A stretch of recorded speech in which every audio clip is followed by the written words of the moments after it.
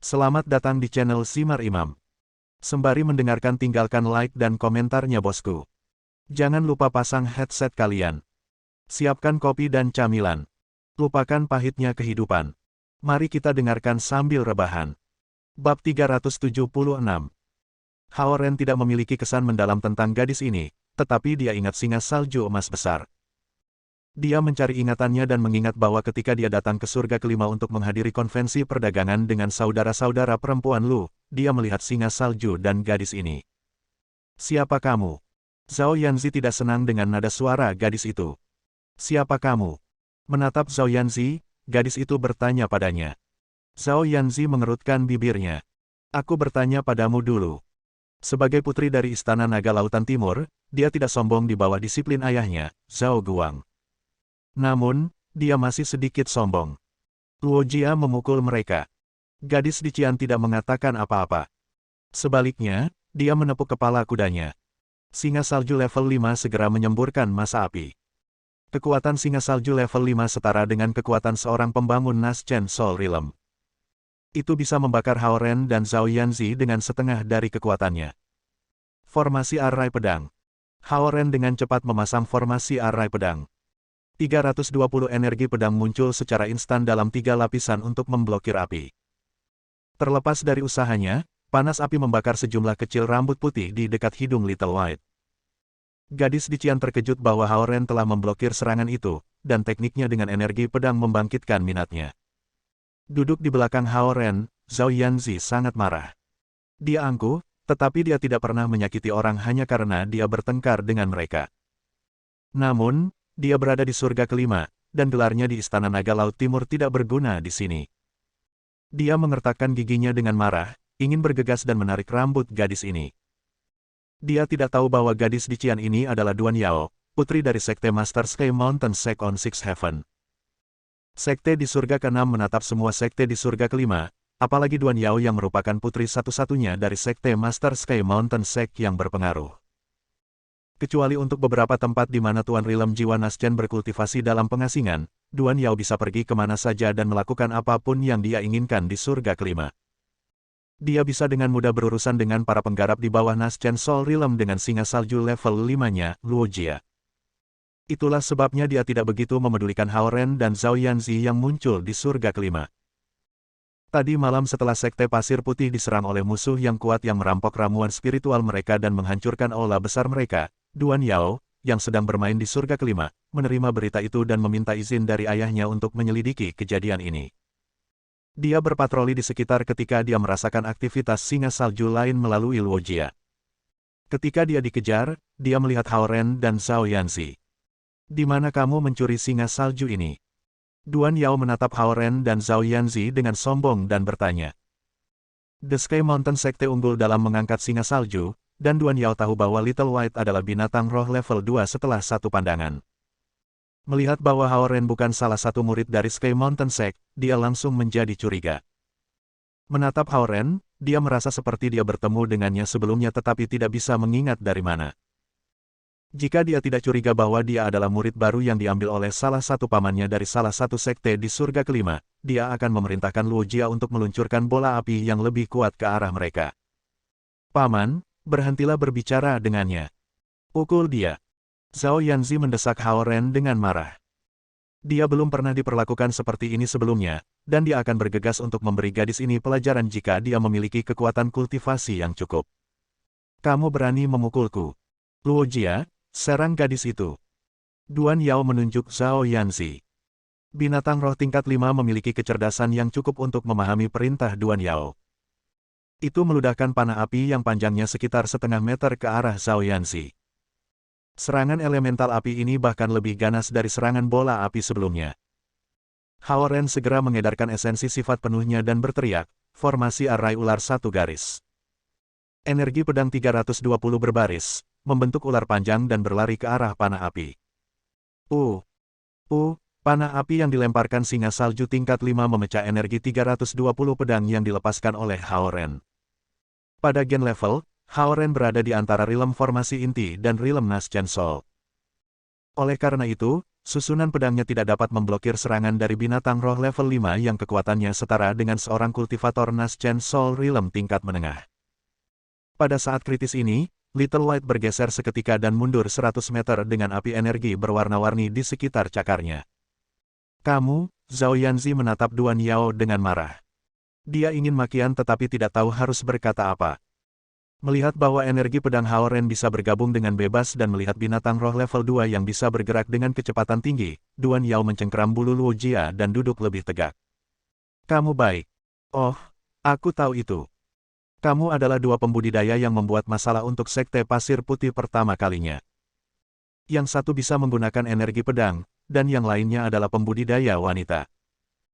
Kemudian, dia melihat Little White dengan pemahaman tiba-tiba, teringat bahwa Luo Jia pernah merasakan kehadiran singa salju di surga kelima tetapi tidak bisa mengejarnya. Melihat kecepatan gerakan Little White, dia berteriak, singa salju level 2 dapat bergerak dengan kecepatan seperti itu. Itu pasti mutan. Serahkan singa salju, dan aku akan menyelamatkanmu. Kamu berani mengambil Little White-ku dengan paksa. Zhao Yanzi memelototinya. Little White, serang mereka. Little White mengangkat kepalanya, dan bola api langsung terbang menuju Duan Yao. Beraninya kau.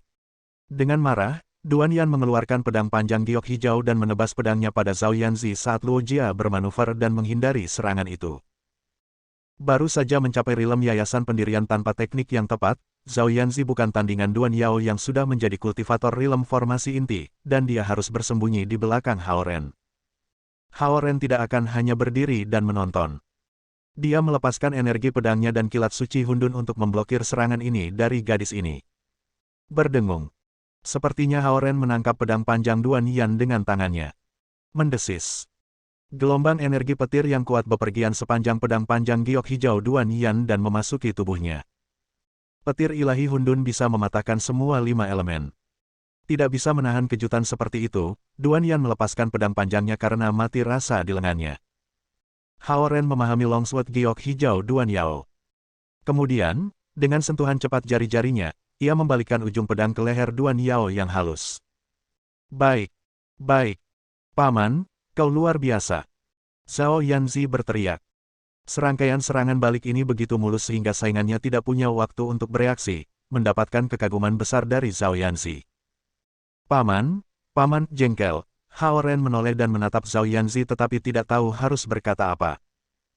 Tidak mengira pedang panjangnya akan diambil darinya dalam sekejap mata dan dia akan ditahan pada titik pedang, Duan Yao sangat marah dan frustrasi. Menggigit bibirnya, dia berteriak tiba-tiba, Luo Jia. Binatang roh tingkat 5 tiba-tiba melepaskan aura. Little White, dengan Haoren dan Zhao Yanzi di punggungnya, terpental ratusan meter jauhnya.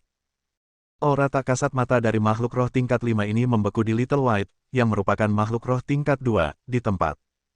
Sementara itu, aura yang lebih kuat tiba-tiba muncul. Binatang iblis level 10.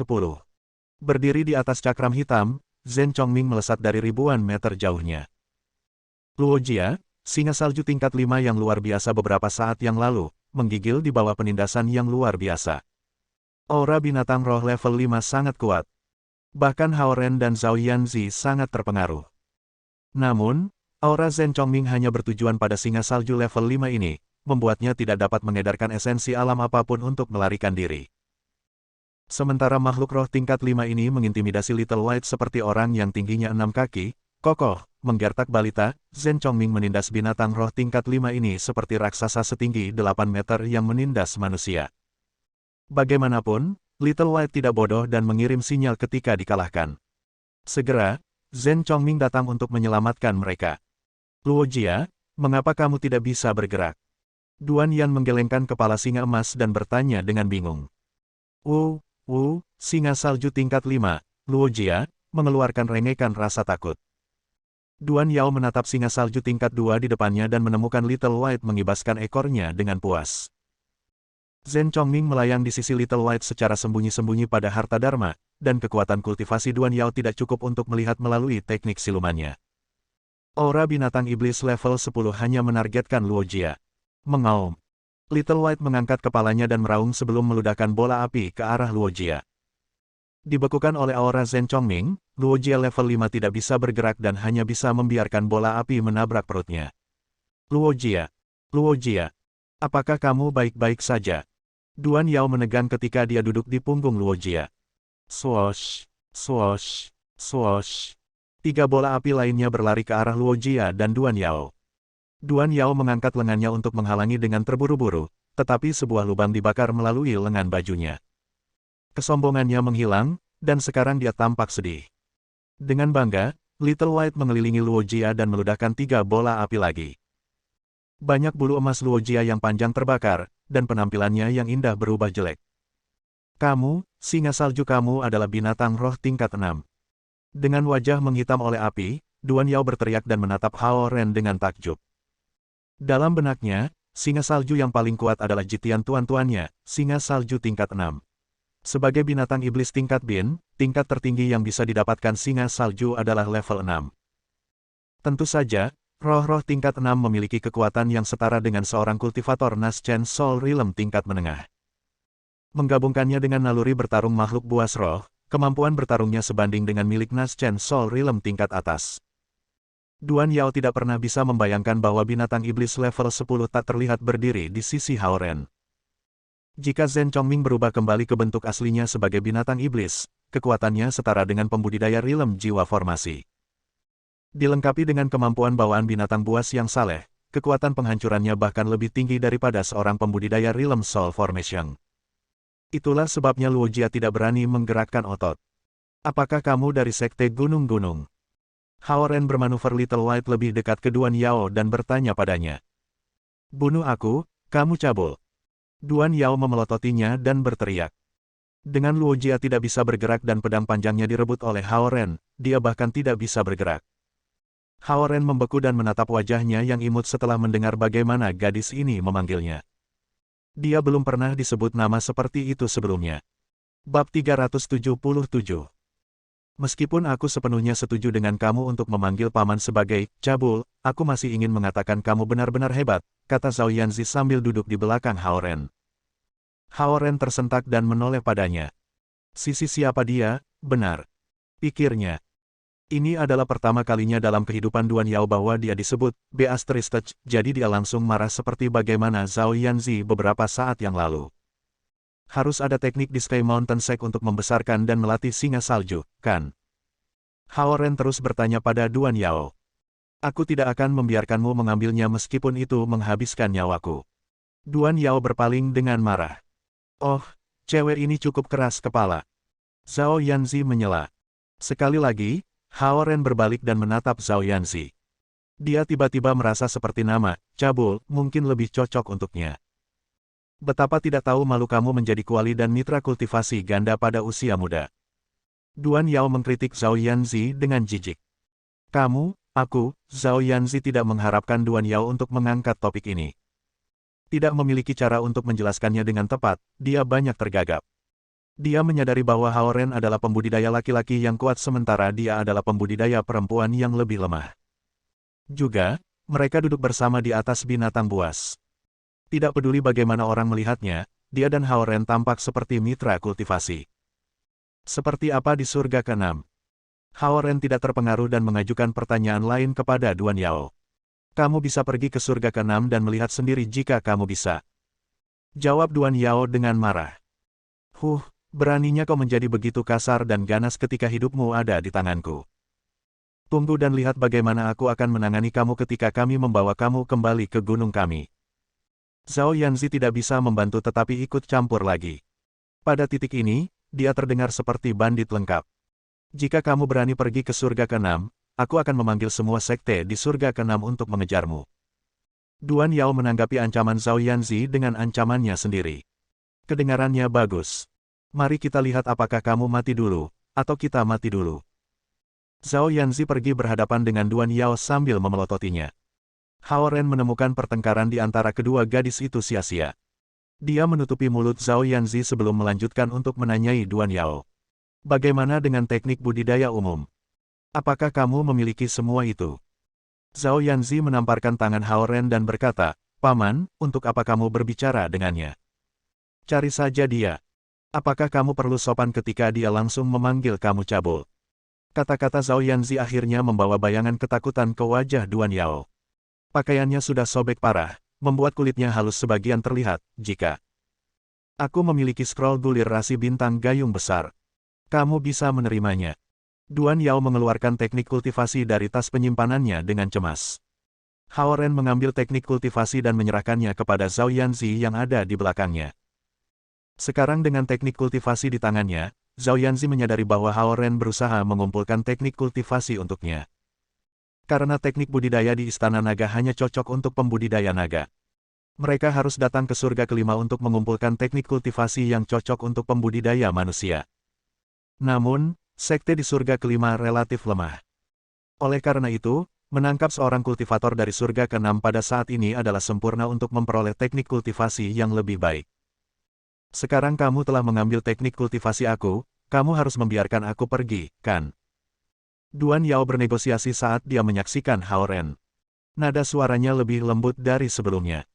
Apakah kamu memiliki teknik atau metode untuk menanam teratai salju? Tanya Hao Ren lagi. Ada 2 istana di Sky Mountain Sect. Satu adalah Beast Palace, dan yang lainnya adalah Flower Palace. The Beast Palace bertanggung jawab untuk membesarkan roh binatang, dan Istana Bunga adalah untuk menumbuhkan tumbuhan spiritual. Hanya para penatua dari 2 istana yang memiliki hal-hal yang kamu minta. Jika kamu mampu, kamu dapat pergi ke surga ke-6 dan mendapatkan hal-hal itu sendiri. Tidak ada yang bisa kamu buktikan dengan menangkap seorang murid yang lemah dan tidak penting seperti aku. Duan Yao berkata, akankah seorang murid yang tidak signifikan memiliki akses ke binatang roh yang kuat untuk menjalankan tugas? Hao Ren tertawa ketika dia bertanya lebih lanjut. Sedikit cemoohan dalam tawa Hao Ren tampak menjengkelkan dan dengki di mata Duan Yao. Aku juga ingin mengambil pedang panjang kamu. Hao Ren menyerahkan pedang panjang batu giok yang indah kepada Zhao Yanzi saat dia berbicara. Memegang longsword, Zhao Yanzi sangat gembira. Dia tidak tahu bahan apa yang digunakan dalam pedang. Dia hanya menemukan itu sangat indah. Dia percaya bahwa tidak diragukan lagi akan terlihat elegan dan keren untuk seorang gadis seperti dia menggunakan pedang seperti itu. Kamu, alis Duan Yao terangkat. Longsword diberikan kepadanya oleh ayahnya untuk pertahanan, dan itu disempurnakan dari sepotong sempurna Skyflower Stone kelas atas. Duan Yao sangat menghargainya dan telah menunggu waktu yang tepat untuk mengubahnya menjadi harta dharma kelahirannya. Karena dia dilindungi oleh Luo Jia, binatang roh tingkat 5, dia hampir tidak menggunakan pedang ini. Hari ini, karena kecerobohan sesaat dan keinginan untuk memamerkan kekuatannya, dia kehilangan ke Hao Ren. Itu sudah beres, murid lemah dari Sekte Gunung-Gunung. Hao Ren tersenyum pada Duan Yao dan dengan lembut menepuk kepala Duan Yao. Kemudian, dia berbalik untuk memberi Little White tepukan di perutnya. 4 kilatan lampu warna-warni dipancarkan dari kaki Little White saat terbang ke selatan. Meskipun Little White hanya binatang roh tingkat 2, dengan bantuan set harta dharma penerbangannya, kecepatan terbangnya, pada kenyataannya, setara dengan singa salju tingkat 6. Dalam sekejap mata, Hao Ren, Zhao Yanzi, dan Little White menghilang ke awan di selatan. Beberapa menit kemudian, Luo Jia yang tadinya kaku dari kepala hingga ujung kaki turun ke puncak bukit terdekat yang bisa ditemukan lemah seperti ayam jantan yang kalah. Dengan pakaiannya yang robek, teknik budidaya dan pedangnya dijarah, dan dirinya dipermalukan dengan mendapatkan tepukan lembut dari Hao Ren, Duan Yao mengepalkan tinjunya dan mengertakkan gigi saat dia berbalik menghadap ke selatan dan melolong marah, "Pervert. Tunggu dan lihat saja. Aku akan menemukanmu dan mendapatkan kembali Purple Green Treasure Swordku." Duan Yao menginjak kakinya dengan amarah. Pada saat ini, Hao Ren sudah kembali ke KTT Ethereal setelah berpatroli di sekitarnya. Berdiri di atas cakram hitamnya, Zhen Chongming mengikuti tepat di belakang mereka. Zhao Yanzi sekarang merasa sangat gembira. Tidak hanya dia mendapatkan sedikit ruang sendiri di surga kelima, tapi dia juga tiba-tiba mendapatkan teknik budidaya dan pedang hari ini. Dia mulai mengerahkan esensi alam Foundation Establishment Realm kecil yang telah dia kumpulkan ke dalam pedang. Segera, dia bisa merasakan bahwa pedang panjang jade tidak memiliki perlawanan sama sekali terhadap sirkulasi esensi sifatnya. Juga, ketika esensi alam terus berkembang di sepanjang pedang panjang, itu menjadi lebih indah karena berubah jernih dan seperti batu giok. Hao Ren menggelengkan kepalanya dan tertawa tak berdaya ketika dia menyaksikan bagaimana Zhao Yanzi tidak bisa melepaskan tangannya dari longsword favorit barunya. "Hei, gadis kecil itu cukup cantik. Apakah kamu menyukainya? Apakah itu sebabnya kamu membiarkannya pergi begitu mudah?" Saat dia bermain dengan longsword, Zhao Yanzi bertanya pada Hao Ren dengan tiba-tiba. Jika aku menyukainya, aku akan menangkapnya dan membawanya kembali menjadi istriku. Hao Ren melirik Zhao Yanzi. Dia satu dengan status. Jika dia diam-diam mengirimkan sinyal dan kami membutuhkan waktu terlalu lama untuk menanganinya, kami akan berada dalam masalah besar ketika orang-orangnya mendekati dan mengelilingi kami. Setelah memikirkannya, Zhao Yanzi setuju dengan Hao Ren. Di lembah, nenek hanya membantu Xie Yujia menyelesaikan membangun perbatasan sederhana dengan batang bambu. Meskipun dahi Xie Yujia dipenuhi keringat karena bekerja begitu keras, ada senyum ceria di wajahnya. Pesan transmisi suara melayang ke arah mereka melalui pintu masuk lembah. Hao Ren mengulurkan tangan dan menangkap catatan itu. Lalu, dia membukanya dengan lancar. Liu Yan, junior dari Qin Yin Sekte, ingin menjadi tuan rumah para senior di sekte kami. Dalam perjalanan Hao Ren kembali ke KTT Ethereal, Little White terlihat di langit. Saat Qin Yin Sekte memperhatikan kembalinya, senior, mereka segera mengirim undangan. Yujia, mengapa kamu tidak mengajak nenek ke Qin Yin Sek untuk berkunjung? Tanya Hao Ren dengan ceria. Tentu, Xie Yujia setuju ketika dia dengan lembut membantu nenek berdiri dan mendudukkan diri mereka secara horizontal di punggung Little White. Dengan api menyemburkan dari cakarnya, Little White terus naik ke udara dan terbang menuju Qin Yin Sekte. Setelah melihat kedatangan singa salju, Ketua Sekte Qin Yin Sekte mengerti bahwa para senior dari lembah menerima undangan dan menjadi sangat gembira. Segera, dengan bantuan seorang pembudidaya wanita cantik di alam pemurnian Qinnya, seorang penatua yang sama sekali tidak melepaskan aura menginjakkan kaki ke alun-alun utama di Qin Yin Sek. Dari bentuk yang penatua berada di, Master Sekte Qin Yin Sekte sangat percaya bahwa dia adalah seorang kultivator master di alam jiwa yang baru lahir yang sudah mencapai ketenangan pikiran lengkap. Karena itu, Ketua Sekte tidak berani mengabaikannya dan segera menerimanya dengan penuh hormat dan pertimbangan. Adapun Hao Ren yang tinggal di lembah, dia membantu Zhao Yanzi memahami gulir konstelasi biduk besar yang baru saja mereka peroleh. Gulir rasi bintang biduk dibagi menjadi 7 bab, dan masing-masing dinamai menurut salah satu dari 7 bintang di rasi bintang, Tiansu, Tianxuan, Tianji, Tianji, Tianquan, Yuheng, Kaiyang, Yao Guang 1. Teknik budidaya memerintahkan kekuatan konstelasi biduk, dan berisi teknik pedang yang anggun dan anggun. Sangat cocok untuk pembudidaya wanita. Lebih jauh, saat kekuatan kultivasi meningkat, kekuatan teknik pedang akan meningkat secara eksponensial.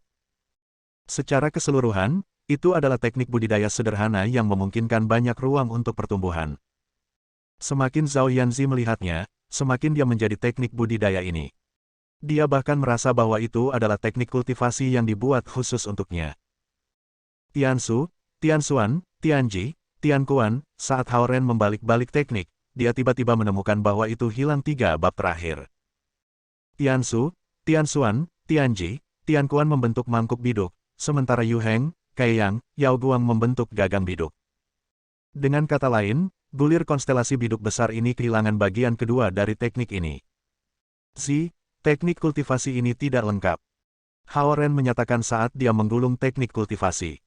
Bagaimana bisa? Zhao Yanzi menatap Hao Ren dengan heran. Ada 7 bab secara total. Namun, kami hanya memiliki 4 yang pertama di sini. 3 dari tingkat yang lebih tinggi hilang. Apa? Zhao Yanzi benar-benar kaget sejenak. Segera, dia menjadi marah. Gadis itu, beraninya dia membodohiku. Karena tidak lengkap, kamu tidak harus mencoba mengolahnya lagi. Aku akan menemukan kamu teknik kultivasi yang lebih dapat diandalkan di Fifth Heaven. Hao Ren menghela nafas. Tidak mungkin, aku suka yang ini. Zhao Yanzi menanggapi dengan tekad. Mencengkeram longsword, Zhao Yanzi berkata, ini yang akan aku kembangkan. Ketika saatnya tiba, aku akan pergi ke surga ke-6 dan merebut 3 bab terakhir. Hao Ren tidak bisa membantu tetapi menanggapi dengan terkekeh. Dia pikir itu akan menjadi prestasi yang luar biasa jika Zhao Yanzi memiliki kesabaran untuk menyelesaikan budidaya 4 bab pertama. Mulailah dengan bab pertama lalu.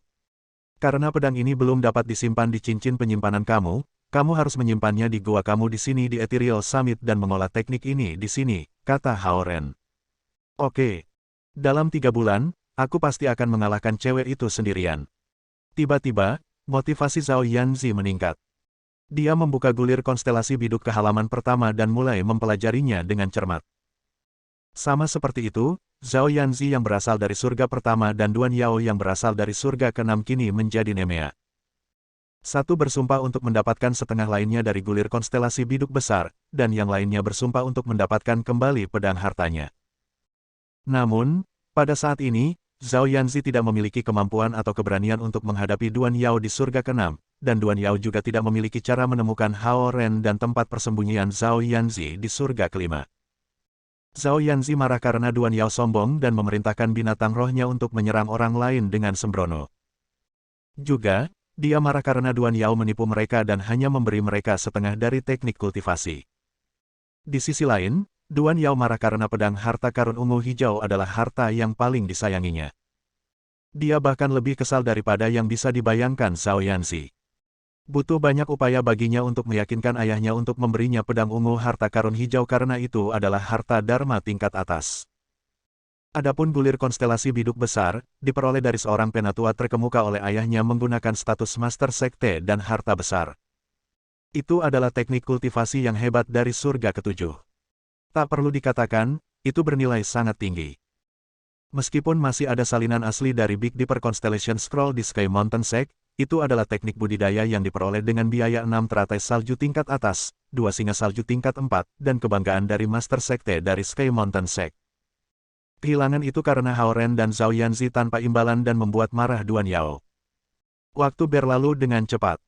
Sekarang, Zhao Yanzi telah menghafal bab Tiansu, bab 1 dan yang paling sederhana dari mereka semua. Dia tidak menyadari fakta bahwa ini adalah teknik kultivasi dari surga ketujuh. Yang dia perhatikan adalah bahwa itu lebih mudah dan lebih langsung daripada yang dia kembangkan sebelum dia kehilangan inti naganya. Selain itu, tersedia lebih banyak variasi. Little White turun perlahan dari langit tinggi setelah pergi ke Sekte Qinyin, dan nenek tampak seperti sedang dalam suasana hati yang baik dengan cahaya yang sehat di pipinya. Waktu untuk kembali. Seru Hao Ren. Dikonsumsi oleh pikirannya sendiri, Zhen Chongming baru saja berbaring di rumput ketika dia mendengar panggilan itu. Segera, dia bangkit dan membuang piringan hitam agar nenek bisa naik. Little White dengan cepat pergi ke sekitar lembah dan membawa Hao Ren dan Zhao Yanzi ke punggungnya. Mereka keluar dari lembah dan formasi susunan di surga kelima. Dalam beberapa saat, mereka telah kembali ke Gunung Sapi Emas. Dengan cahaya yang menyenangkan di wajahnya, nenek berbaring di batu besar dan melanjutkan tidur siang. Beberapa saat kemudian, Hao Zonghua, yang telah menangkap lebih dari selusin kupu-kupu, dan Yue Yang, yang memegang lebih dari selusin disegel tabung reaksi kecil, kembali ke mobil. Kami berjalan agak terlalu jauh. Itu sebabnya kami kembali sangat terlambat. Kamu pasti sudah menunggu begitu lama. Ayo, waktu piknik. Hao Zonghua mengumumkan sambil dengan hati-hati menyimpan botol-botol berisi kupu-kupu di dalam mobil. Menggosok matanya, nenek duduk perlahan dan bingung. Bu, kenapa wajahmu begitu merah? Yue yang khawatir ketika dia berjalan dan membantu nenek menenangkan diri. Aku tertidur di bawah sinar matahari dan bermimpi indah. Di dalamnya, aku terbang ke langit dan ke tempat di mana abadi hidup. Ada istana yang indah di lembah yang indah. Gadis-gadis di istana semua memanggilku sebagai senior, dan mereka menawariku anggur lezat dan menampilkan pertunjukan yang luar biasa untukku. Ya ampun, gadis-gadis itu sangat cantik. Beberapa dari mereka melakukan tarian pedang bersama, dan itu sangat fenomenal. Nenek menarik napas dalam-dalam ketika dia mengingat kembali kejadian-kejadian dalam mimpinya, dan menggambarkannya secara ekspresif. Bu, kamu pasti tidur terlalu banyak, kata Hao Zonghua sambil tertawa. Zi, Ren, Chongming, dan Yu Jia semuanya ada dalam mimpi.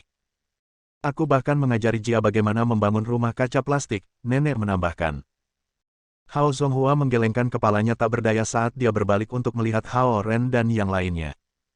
Dan Little White. Itu menjadi sebesar ini di langit. Nenek melirik Little White yang berdiri saat dia memberi isyarat dengan tangannya. Kicauan. Kicauan. Little White mengangkat kepalanya dan menatap Hao Zonghua dan nenek dengan matanya yang besar, polos, dan berkilau. Bagaimanapun, itu hanya sebesar telapak tangan dengan 4 cakar emas kecilnya. Perbedaan siang dan malam dengan apa yang baru saja dijelaskan nenek. Bu, itu pasti perasaan terbaik untuk memiliki mimpi indah sambil mandi di bawah sinar matahari. Hao Zonghua membantu nenek ke tempat piknik dengan hati-hati. Kemudian, dia berbalik dan berteriak kepada Hao Ren, keluarkan selimut piknik dan keluarkan makanannya. Mengerti? Jawab Hao Ren dan mulai mengeluarkan semuanya dari mobil. Kesembuhan yang didapat nenek dari tinggal selama 2 jam di Fifth Heaven jauh melebihi hasil perawatan selama 1 jam oleh Lu Linlin dan Lu Lili. Sebagai tamu di Sekte Qin Yin, dia disajikan anggur roh terbaik dan buah roh terbaik. Tidak ada manusia biasa yang bisa menerima perawatan seperti itu. Karena Hao Zonghua dan Yue yang sibuk mempersiapkan piknik, mereka tidak memperhatikan bahwa nenek tampak 10 tahun lebih muda dari sebelumnya setelah tidur siang. Keriputnya hilang, dan ia menjadi gesit dan cepat. Bab 378. Matahari bersinar cerah sementara aroma bunga memenuhi area itu. Mereka semua duduk di atas selimut piknik, dan Hao Zonghua mengeluarkan piring panas dari kotak makan siang tertutup satu persatu. Suasana piknik begitu menyegarkan sehingga membuat pikiran semua orang nyaman. Saat Hao Zonghua membuka tabung hampa udara, dia tidak bisa tidak memuji, sup ikan ini baunya luar biasa. Aroma sup putih, keruh, dan kental sangat memuaskan indera penciuman semua orang. Yujia bangun pagi-pagi dan membuatnya sendiri. Nenek menunjukkan dengan gembira. Xie Yujia tersipu dan menjawab dengan menjulurkan lidahnya dengan malu-malu untuk sesaat. Apa yang istimewa dari sup ikan? Aku tahu cara membuatnya juga, Zhao Yanzi bergumam. Namun, karena perutnya menggeram untuk makanan, dia tidak menolak bagiannya dari sup ikan ketika Hao Zonghua membelikannya semangkuk. Memiliki piknik sambil terbenam di alam adalah perasaan yang sama sekali berbeda dari makan di rumah. Kemudahan yang seseorang rasakan karena bisa makan sambil duduk di rerumputan dan menikmati awan di langit jelas tidak mungkin didapat dari makan di rumah. Kadang-kadang, Zhao Guang dan Zhao Hongyu akan mengajak Zhao Yanzi bertualang di alam liar juga. Namun, mereka tidak pernah membawanya keluar untuk piknik karena mereka merasa piknik 3 orang kurang memuaskan dibandingkan dengan piknik yang lebih besar. Karena Zhao Yanzi memperoleh senjata yang berguna secara kebetulan hari ini, dia senang dan gembira. Dibasahi sinar matahari di lembah, senyum cerah di wajahnya menjadi lebih menyilaukan. Di latar belakang pemandangan hijau, senyum Zhao Yanzi tampak semanis kue. Adegan itu tampak sama menariknya dengan iklan TV dalam gerakan lambat. Saat makan, Hao Ren tidak bisa berhenti tetapi menatap Zhao Yanzi dan menjadi tersesat dalam kekaguman karena kekaguman. Melihat itu, senyum penuh makna muncul di wajah Yue Yang. Memang, Zhao Yanzi tampak sangat menakjubkan hari ini.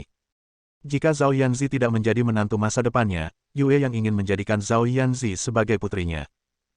Yujia, terima kasih atas kerja kerasmu hari ini. Punya ikan lagi.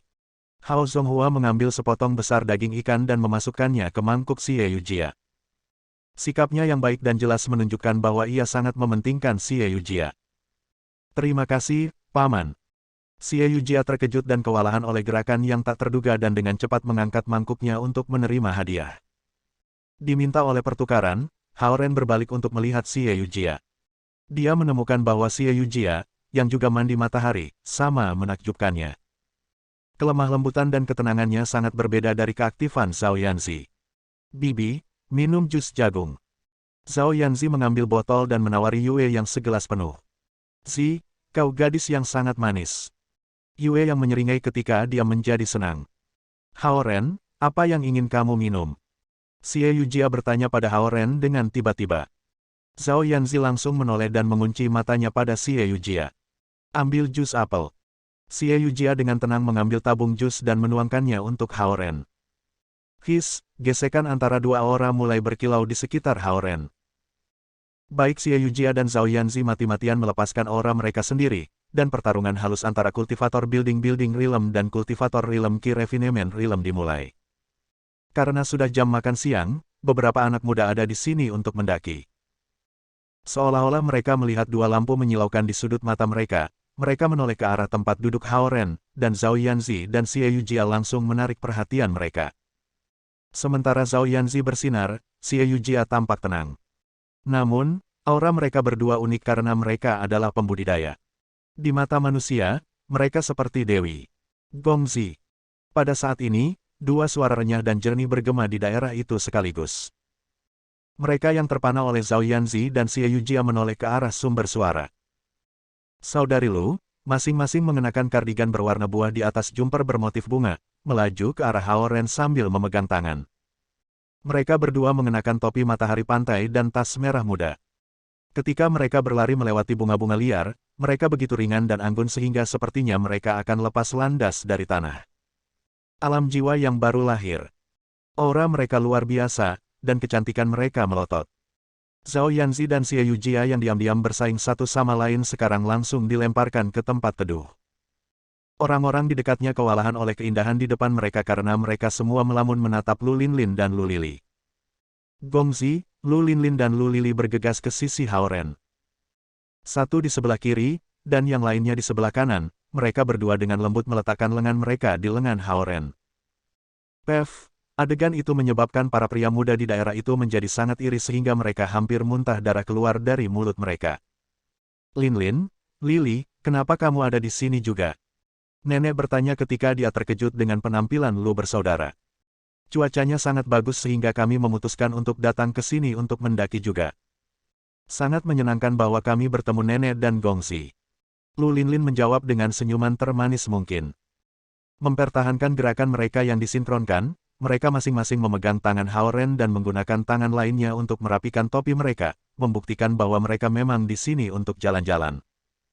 Melihat bagaimana saudari-saudari Lu meletakkan tangan mereka di lengan Hao Ren dengan intim, Yue yang tidak bisa membantu tetapi perlahan mendesah. Namun, nenek tidak keberatan sedikitpun.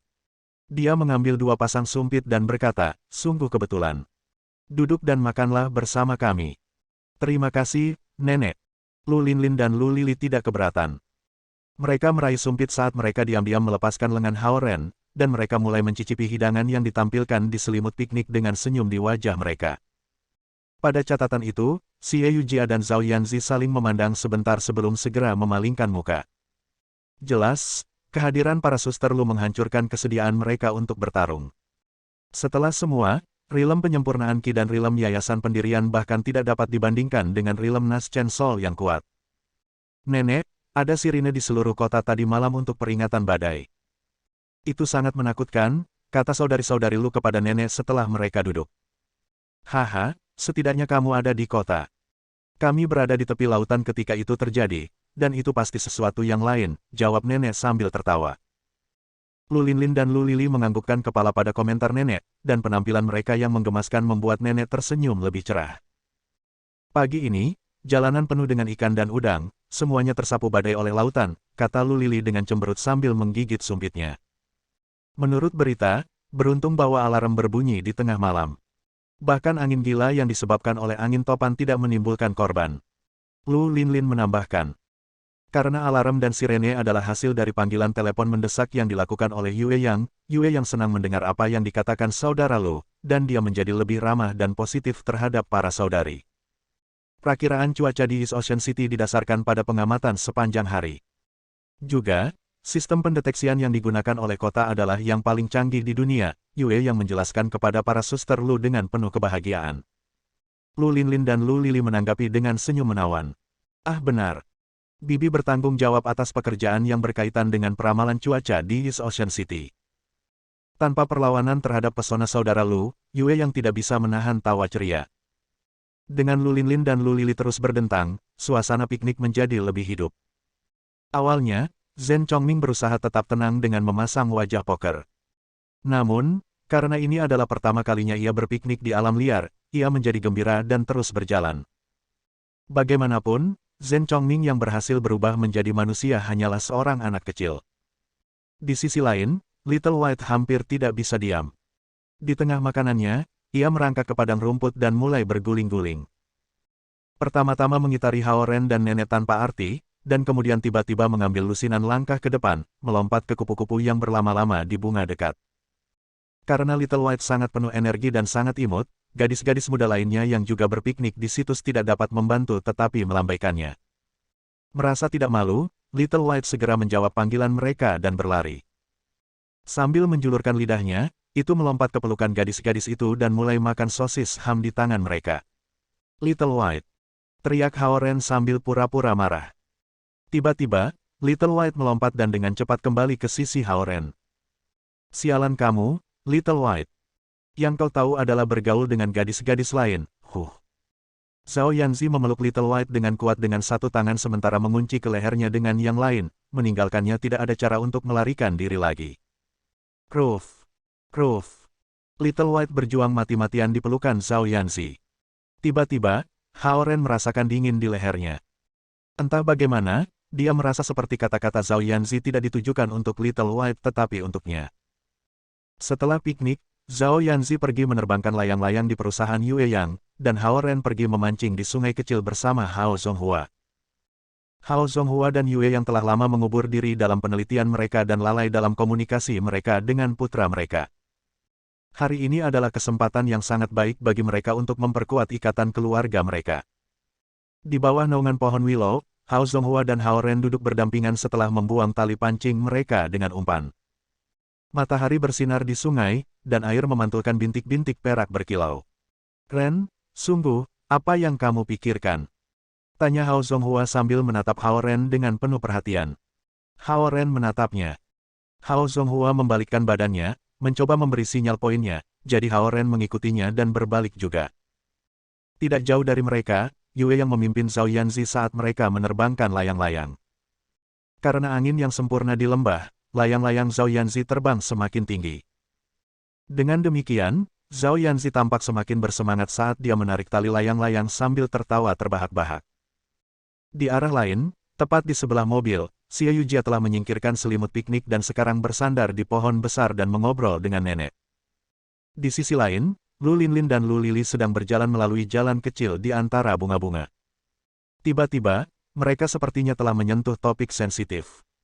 Lu Linlin mulai melarikan diri dengan cepat, dan Lu Lili mengejarnya dengan wajah memerah. "Apa pendapatmu tentang ini?" Hao Zonghua mengulangi pertanyaannya.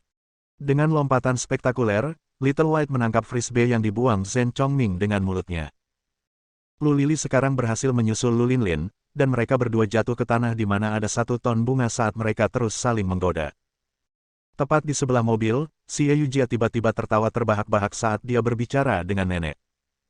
Menatap layang-layang terbang di langit, Zhao Yanzi meletakkan tangan putihnya di atas dahinya untuk melindungi wajahnya dari matahari, dan dia menyipitkan matanya sedikit. Hao Ren perlahan menarik kembali tatapannya. Embun beku menyebar di danau yang tenang di malam hari. Memandangi rambut, mendesah tentang singkatnya kehidupan. "Saat aku melihat bulan, itu menyinari aku dengan cahaya bulan. Iri pada pasangan yang penuh kasih alih-alih yang abadi." Iri pada pasangan yang penuh kasih bukannya abadi, Hao Zonghua membacakan kalimat itu dengan tenang. "Gongzi." Lu Linlin dan Lu Lili berlari mendekat. "Gongzi, kamu memancing." Dalam cuaca hangat, kedua wajah mereka telah memerah saat mereka berlari ke Hao Ren. "Yap." Hao Ren mengangguk. "Kami akan menonton ikan gongzi kalau begitu." Sekali lagi, satu di sebelah kiri dan yang lainnya di sebelah kanan, Lu Linlin dan Lu Lili duduk di sebelah Hao Ren. Dengan mulut mereka cemberut, mereka tampak seperti 2 ikan kecil. Dengan kehadiran para suster, Hao Zonghua tidak dapat melanjutkan dengan subjek. Dia tersenyum setengah dan meninggalkan Hao Ren ucapan yang bermakna. "Jika kamu tidak dapat menemukan kedamaian dan ketenangan di hati kamu, kamu tidak akan bisa menangkap seekor ikan pun." Glop, Hao Ren tiba-tiba menarik pancingnya tiba-tiba. Sementara menjatuhkan diri, seekor ikan mas perak seberat lebih dari 2 pound diseret keluar dari sungai dan mendarat di rumput di belakang Hao Ren. Bab 379. Hao Zonghua mengemudikan van kembali ke rumah di tepi pantai dengan mobil yang penuh dengan gadis-gadis cantik. Selusin ikan melompat-lompat di dalam ember air di belakang mobil. Hao Zonghua tidak membawa Hao Ren untuk waktu yang lama. Oleh karena itu, dia terkejut menemukan bahwa meskipun dia pernah menjadi nelayan yang terampil, dia tidak lagi cocok dengan putranya. Bahkan Lu Linlin dan Lu Lili, yang membuat pancing dari dahan pohon, menangkap ikan yang beratnya hampir 2 hingga 3 pon. Hao Zonghua ingin memberi pelajaran pada Hao Ren melalui memancing, tetapi harga dirinya hancur. Dun-dun-dun-dun, dun-dun-dun-dun, bunga merah, rumput hijau, dan sedikit merunduk, Lu Linlin dan Lu Lili bernyanyi dengan gembira. Sinar matahari yang hangat menyinari jendela dan membawa aroma bunga. Yue yang bersandar di kursi penumpang dan melihat jalan yang terus berubah di depannya saat dia merasa sangat santai. Karena pekerjaan mereka, Hao Zonghua dan Yue yang jarang mengalami hari-hari santai seperti ini. Setelah mereka kembali ke rumah, mereka makan malam bersama, dan rumah itu penuh dengan suara dan kegembiraan. Kemudian, Lu Linlin dan Lu Lili harus kembali ke kota, tetapi nenek mendesak mereka untuk menginap. "Ren, berikan kamarmu ke Linlin dan Lili." Kamu bisa tidur di sofa di ruang tamu malam ini, nenek memegang tangan saudara perempuan Lu dan berkata kepada Hao Ren. Hao Ren memasang wajah pahit dan berkata, "Oke, nenek. Nenek, kita tidak bisa melakukan itu." Lu Linlin melambaikan tangannya dengan segera. "Mengapa tidak?" Nenek memasang wajah lurus dan memberi perintah Hao Ren, "Mulai sekarang, ketika Linlin dan Lily datang untuk mengunjungi rumah kami, kamu akan tidur di ruang tamu." "Ya, Tuan." Hao Ren berdiri tegak dan berkata. Jelas bahwa nenek mencintai saudara perempuan Lu, lebih daripada dia mencintai dan peduli tentang Hao Ren. Juga, nenek peduli tentang Zhen Chongming jauh lebih dari Hao Ren juga karena yang terakhir jauh lebih muda. Hao Ren, yang dulunya adalah harta terbesar nenek, mulai jatuh peringkat di hati nenek setelah Zhao Yanzi, Xie Yujia, Zhen Chongming, dan saudara Lu tiba. Kami tidur di kamar Gongzi malam ini. Apakah kamu bahagia? Lu Linlin berbisik ke telinga Lu Lili. Apa? Tidak. Wajah Lu Lili segera memerah. Meskipun itu yang dia katakan, dia lebih memerah setelah berpikir tentang fakta bahwa dia akan tidur di tempat tidur yang telah Ren Hao tidur selama beberapa hari terakhir. Zhao Yanzi ingin tinggal di kamar Hao Ren. Namun, setelah dia mengetahui bahwa Lu Linlin dan Lu Lili akan mengambil alih kamar Hao Ren untuk malam itu, dia berubah pikiran dan memutuskan untuk tinggal di kamar nenek saja. Karena Zhao Yanzi, gadis kecil yang lucu di pikiran nenek ini, akan tinggal bersamanya untuk malam itu, nenek senang ketika dia dengan lembut mengusap pipi merah muda Zhao Yanzi. Karena sudah larut, semua orang pergi ke kamar mereka untuk beristirahat. Xie Yujia duduk di kamarnya dan mengolah alam perbaikan Qi. Setelah menjalankan esensi alam melalui tubuhnya selama 16 kali, dia membuka matanya perlahan. Seluruh rumah sepi kecuali suara ombak datang secara teratur. Xie Yujia meregangkan tubuhnya, berjalan ke pintu, dan membukanya dengan tenang. Sofa di ruang tamu kosong. Xie Yujia sedikit terkejut. Kemudian, dia berjalan kembali ke kamarnya dengan tenang dan merasa sedikit cemburu. Dia khawatir bahwa Hao Ren akan merasa dingin di ruang tamu, dan dia ingin membiarkan Hao Ren beristirahat di kamarnya. Namun, pada saat ini, Hao Ren berada di pintu depan Istana Naga Laut Timur bukannya diam-diam tinggal di kamar gadis lain seperti yang diduga Xie Yujia. Dinding pertahanan di sekitar Istana Naga penuh dengan retakan seukuran lengan dan lubang besar. Bahkan ubin di atas gerbang miring dan hancur. Hao Ren bisa membayangkan betapa intensnya perang antara klan Naga Lautan Timur dan klan Naga Lautan Barat. Dari dasar laut yang beberapa ribu meter di bawah permukaan, selusin badai diciptakan dan bahkan hampir menabrak pantai yang lebih dari selusin kilometer jauhnya. Intensitas pertempuran pasti gila. Siapa di sana? Penampilan Hao Ren telah menarik perhatian para prajurit yang berpatroli di Laut Timur. Maafkan aku karena bersikap kasar. Aku tidak tahu bahwa itu adalah kamu, Tuan Fuma. Jenderal terkemuka menangkupkan tangannya di depan dadanya ketika ia melihat Hao Ren. Bagaimana situasinya tadi malam? Tanya Hao Ren. Tadi malam, para prajurit jenderal di Samudra Timur kita termotivasi, dan kami menjaga istana dan melawan semua musuh yang menyerang dengan bantuan formasi susunan perlindungan besar, jawab jenderal baju besi emas itu.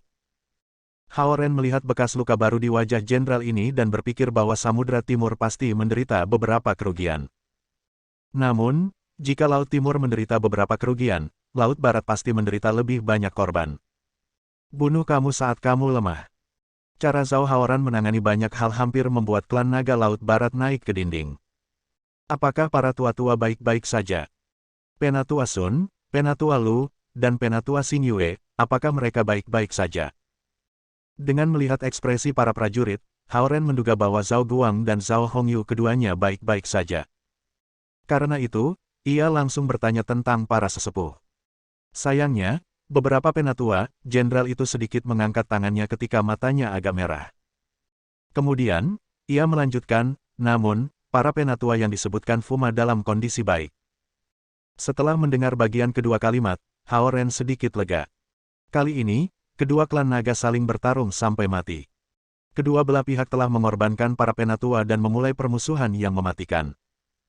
Meskipun Hao Ren tidak ada di sini di medan perang, dia bisa merasakan intensitas perang dengan mengamati kondisi gerbang dan tembok pertahanan yang runtuh serta kondisi laut yang ekstrim. Para tetua Samudera Barat meledakkan diri sendiri inti naga mereka untuk menghancurkan formasi susunan perlindungan besar dari Istana Naga Lautan Timur. Di sisi lain, para penatua Samudra Timur berlari ke pasukan klan Naga Laut Barat dan mati dalam pertempuran. Jalan kultivasi tidak senyaman yang tampak di permukaan. Itu penuh dengan bahaya. Hao Ren benar-benar mengerti ini saat ini. Dia juga mengerti alasan mengapa beberapa penatua di Samudra Timur meminta Zhao Guang memutuskan hubungan dengannya. Meskipun klan Naga Lautan Barat menghadapi banyak kemunduran dan mengalami penurunan drastis kekuatan mereka secara keseluruhan dalam beberapa bulan terakhir, binatang yang sekarat ini masih bisa mengeluarkan gigitan masif dari klan Naga Lautan Timur.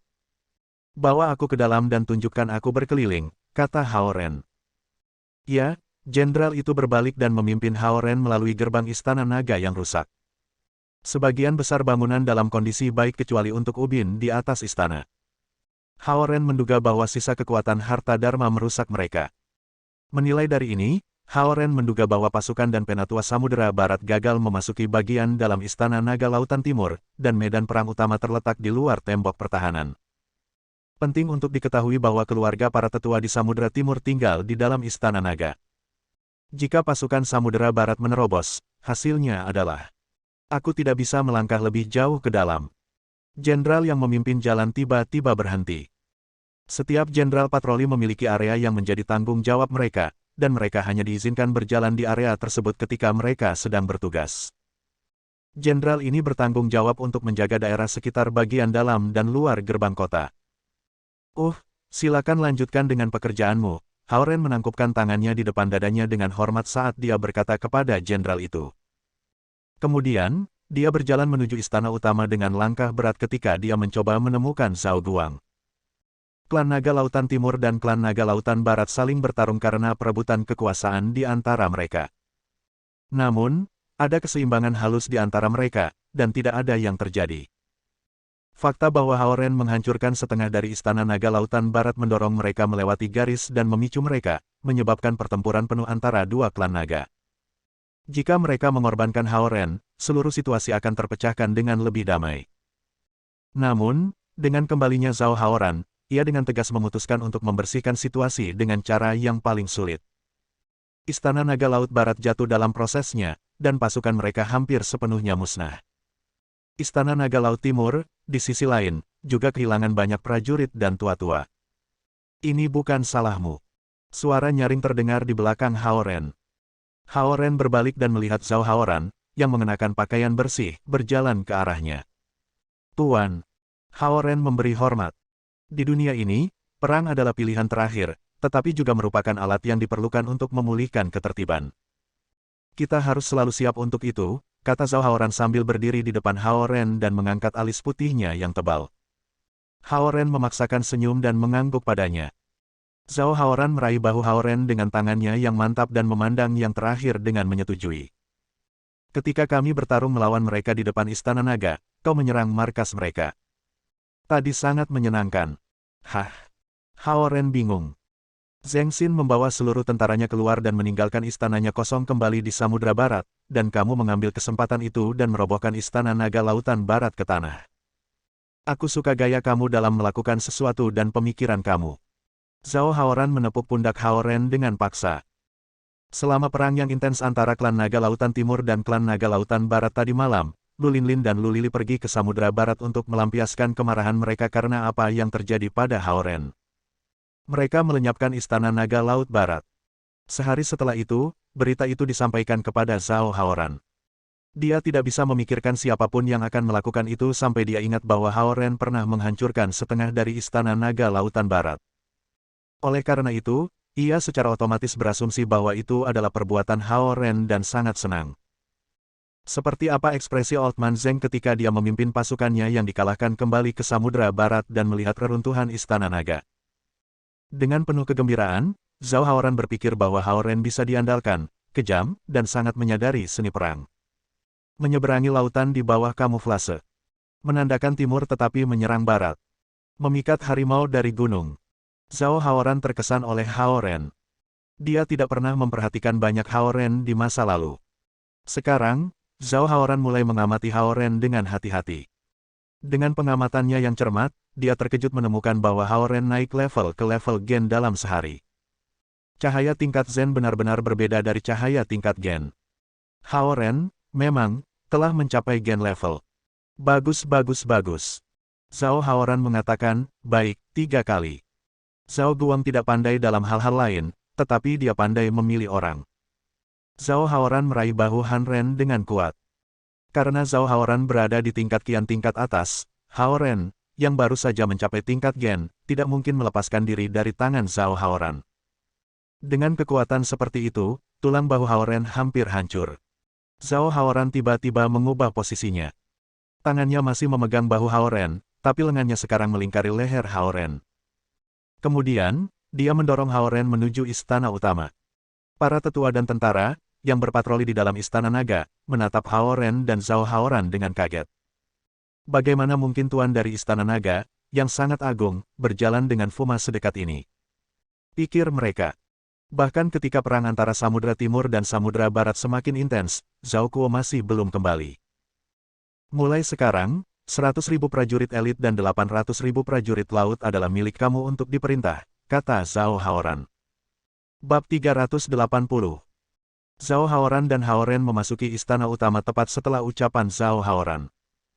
Zhao Guang sedang duduk di pusat istana utama, mendengarkan laporan para tetua inti. Zhao Hongyu ada di samping Zhao Guang, dan dia tampak lelah seperti dia. Mereka semua berbalik ke Zhao Haoran dan membungkuk dengan hormat ketika dia masuk. Zhao Haoran melambaikan tangannya dengan santai, mengisyaratkan mereka untuk duduk. Ayah. Zhao Guang dan Zhao Hongyu segera berdiri dan membungkuk pada Zhao Haoran setelah para penatua. Zhao Haoran mengangguk dengan tenang. Aku berlari ke Haoran ketika dia datang untuk memeriksa istana naga. Zhao Guang dan Zhao Hongyu memandang Haoran dan merasa hangat. Tidak peduli bagaimana klan naga Lautan Timur memperlakukan Haoran, dia masih mengkhawatirkan mereka. Aku ingin membuat pengumuman. Zhao Haoran menoleh ke lebih dari selusin penatua inti. Mereka semua memandang Zhao Haoran dengan ekspresi serius. Setiap raja baru harus membawa menterinya sendiri. Namun, pembudidaya naga bisa hidup selama ratusan tahun hingga ribuan tahun. Tetua inti tingkat Qian dan Kun ini semua mengikuti Zhao Haoran dalam menaklukkan wilayah itu ratusan tahun yang lalu. Bahkan Zhao Guang tidak bisa benar-benar memerintahkan mereka.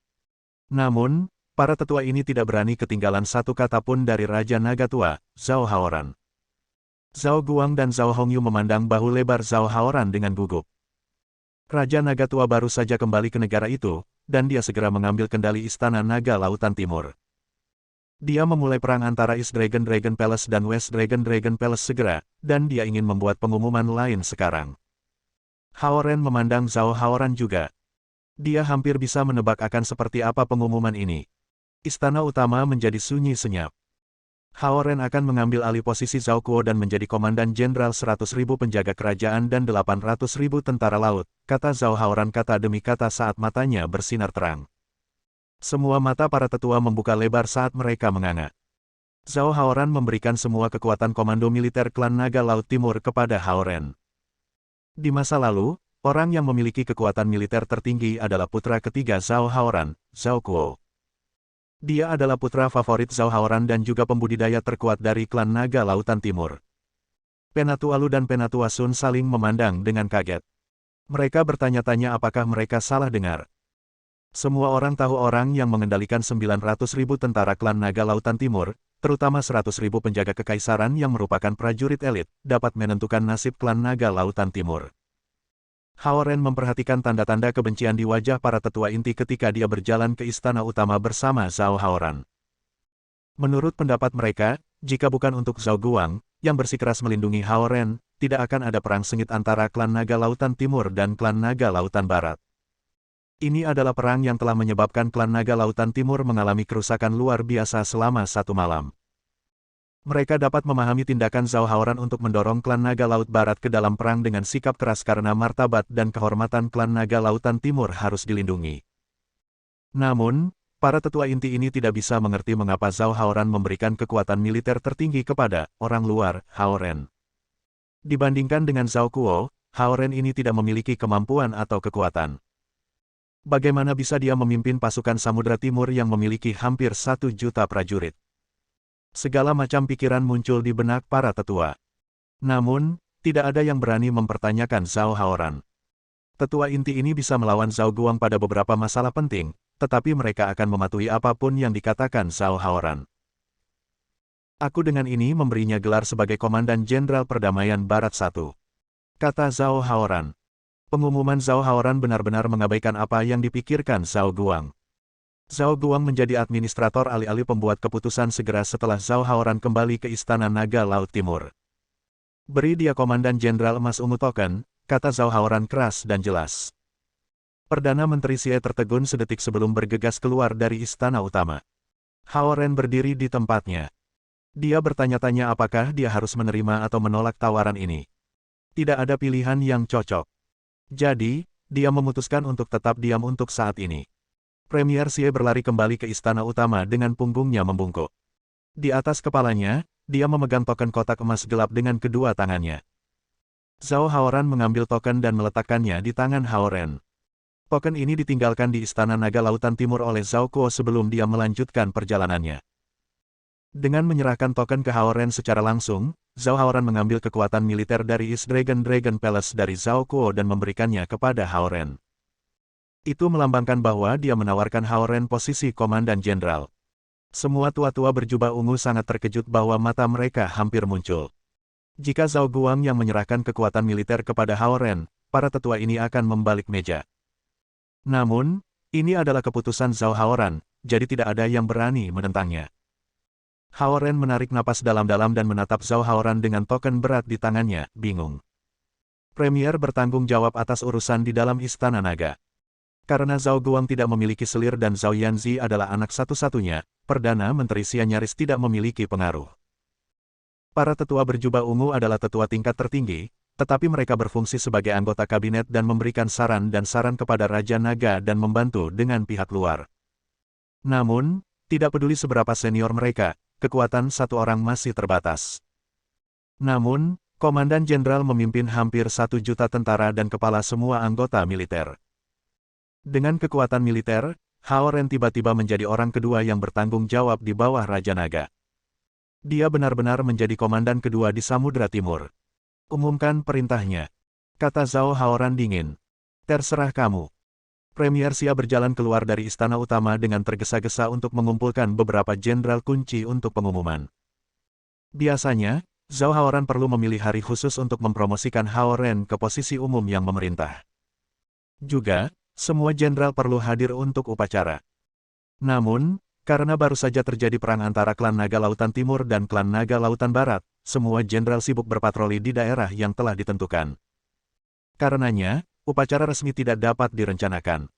Semua tua-tua berjubah ungu di istana utama adalah saksi, dan token melambangkan kredensial. Segera, berita tentang Haoran menjadi komandan jenderal akan dikirimkan ke setiap sudut wilayah Samudra Timur.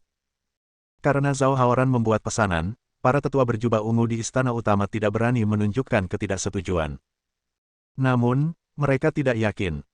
Apapun yang terjadi, Haoran tidak dapat dibandingkan dengan Zhao Kuo. Zhao Kuo pergi melalui pertempuran nyata untuk membangun namanya. Dia bertempur di sekitar wilayah Laut Iblis dan mendapatkan banyak istana naga Samudera Timur. Dia memberikan kontribusi yang signifikan dalam memperluas Samudra Timur, dan hampir semua orang di Samudra Timur menghormatinya. Bagaimana di bumi bisa Haoran memimpin hampir 1 juta tentara di Laut Timur? Selain itu, para tetua berjubah ungu bertarung melawan klan Naga Laut Barat dengan Zhao Haoran yang seperti dewa pembantai tadi malam, dan mereka menahan serangan sengit musuh-musuh mereka dan mempertahankan istana Naga Lautan Timur. Mereka bertarung dengan tetes darah terakhir mereka sehingga istana Naga Lautan Timur dapat memenangkan perang, tetapi mereka masih menderita sejumlah besar kerusakan. Di mana Haoran pada saat pertempuran? Pikir mereka. Namun, tidak ada yang bisa mengatakan bahwa mereka menentang keputusan ini ketika melihat mata Zhao Haoran yang cerah. Zhao Guang dan Zhao Hongyu saling pandang, bingung juga.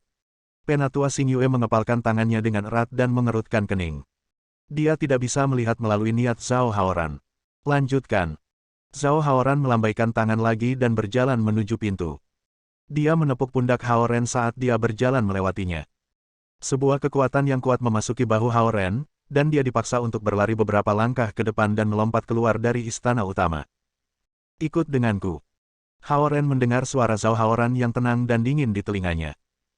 Ini adalah gelar militer lama di Tiongkok. Itu berarti bahwa jenderal ini bertugas menjaga perdamaian sisi barat kerajaan. Dalam hal ini, Kami berpikir bahwa Komandan Jenderal Laut Timur diberi nama ini karena Laut Barat adalah saingan terbesar mereka. Bersambung. Nantikan bab selanjutnya bosku.